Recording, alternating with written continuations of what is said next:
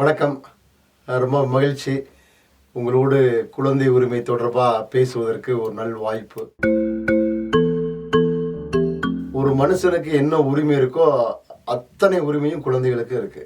வாக்களிப்பதற்கான உரிமை மட்டும் குழந்தைகளுக்கு இல்லை. கட்சிகள் அவங்க வெளியிட்டிருக்கக்கூடிய தேர்தல் அறிக்கையில குழந்தைகளை பற்றி எதுவுமே குறிப்பிடாத சில கட்சிகள் இருக்கு. இன்னைக்கு நம்மளுடைய நாட்டில் இந்தியாவில் 130 கோடி மக்கள் இருக்கக்கூடிய ஒரு பெரிய நாடாக இன்னைக்கு இந்த உலகத்துல இருக்கு. இந்த 130 கோடி மக்கள் இருக்கக்கூடிய நம்ம நாட்டுல 39% குழந்தைகள் இருக்கிறாங்க. கிட்டத்தட்ட 40% குழந்தைகள் நம்ம இந்தியால இருக்கிறாங்க. அப்ப 130 கோடியில 40%னா 52 கோடி குழந்தைகள் இன்னைக்கு நம்ம நாட்டுல இருக்கிறாங்க.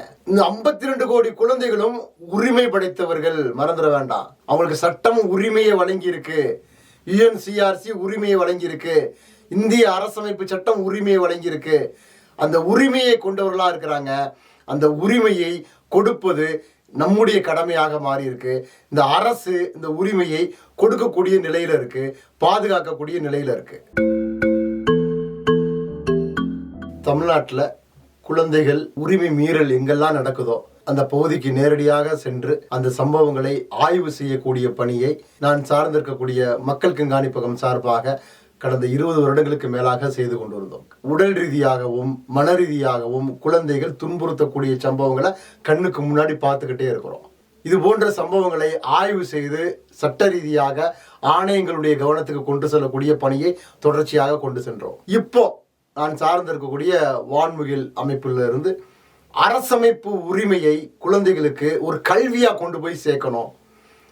இந்த கான்ஸ்டியூஷன் ரைட்ஸ் அப்படின்றது ஒரு பெரியவங்களுக்கு இருக்கக்கூடிய ஒரு விஷயம், வழக்கறிஞர்களுக்கு இருக்கக்கூடிய விஷயம், நீதிபதிகளுக்கு இருக்கக்கூடிய விஷயம், அரசுக்கு இருக்கக்கூடிய விஷயம் அப்படின்றது இல்லாமல் இன்னைக்கு குழந்தைகள் நம்ம அரசமைப்பு உரிமை சட்டம் என்ன உரிமையை கொடுத்துருக்கு அப்படின்ற விஷயத்த குழந்தைகள் படிக்க வேண்டிய ஒரு அவசியம் இருக்கு. நம்முடைய சட்டம் உயர்த்தி பிடிக்கக்கூடிய முகப்புரை பிரியாம்பிள், அந்த பிரியாம்பிள்ல சொல்லப்பட்டிருக்கக்கூடிய அனைத்து உரிமைகளும் குழந்தைகள் கற்க வேண்டிய, உள்வாங்க வேண்டிய, உரத்து உச்சரிக்க வேண்டிய ஒரு அவசியம் இருக்கு.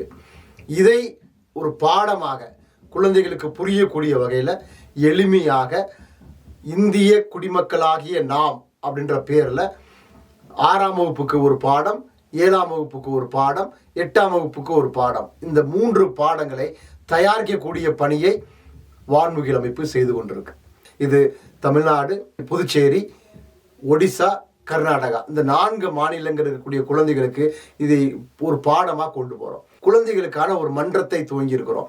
அந்த மன்றம் குழந்தைகள் உரிமையை பயிலுகிற மன்றமாக இருக்கு. இந்த போக்சோ சட்டம் வந்த பிறகு தமிழ்நாடு அரசு கொண்டு வந்த மிக முக்கியமான ஒரு அரசாணை 121 பள்ளி கல்வித்துறையால் கொண்டு வரப்பட்ட மிக முக்கியமான ஒரு அரசாணை. இந்த அரசாணை என்ன சொல்லுது அப்படின்னா, ஆசிரியர்களாலேயோ ஆசிரியர் அல்லாத பணியாளர்களாலேயோ ஒரு குழந்தை பாலியல் ரீதியான துன்புறுத்தலுக்கு உள்ளாக்கப்பட்டால், அந்த சம்பவம் உறுதி செய்யப்பட்டால் அந்த ஆசிரியர் உடனடியாக நிரந்தரமாக பணி நீக்கம் செய்யப்படுவார்.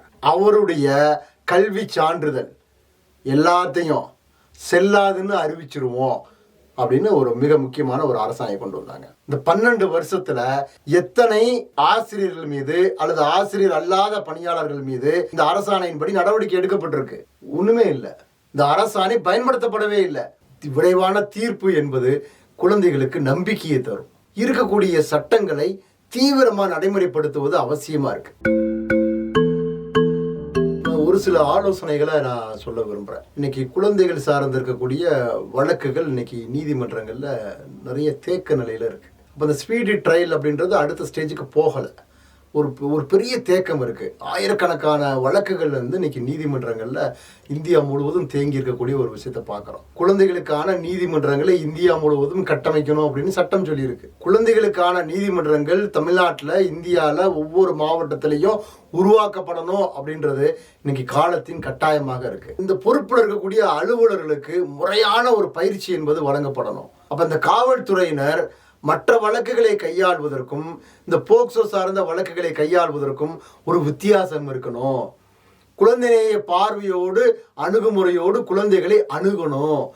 அரசு குழந்தைகள் மத்தியில் வேலை செய்யக்கூடிய எல்லா அமைப்புகளோடையும் இணைந்து குழந்தைகளுக்கான நீதியை நோக்கி, குழந்தைகளுக்கான பாதுகாப்பை, குழந்தைகளுடைய உரிமையை நிலைநாட்டக்கூடிய ஒரு பணியை செய்யணும். அந்த பணி மிக வலுவான ஒரு பணியாக, தேவையான பணியாக அது இருக்கும் அப்படின்னு நான் நம்புகிறேன். நன்றி.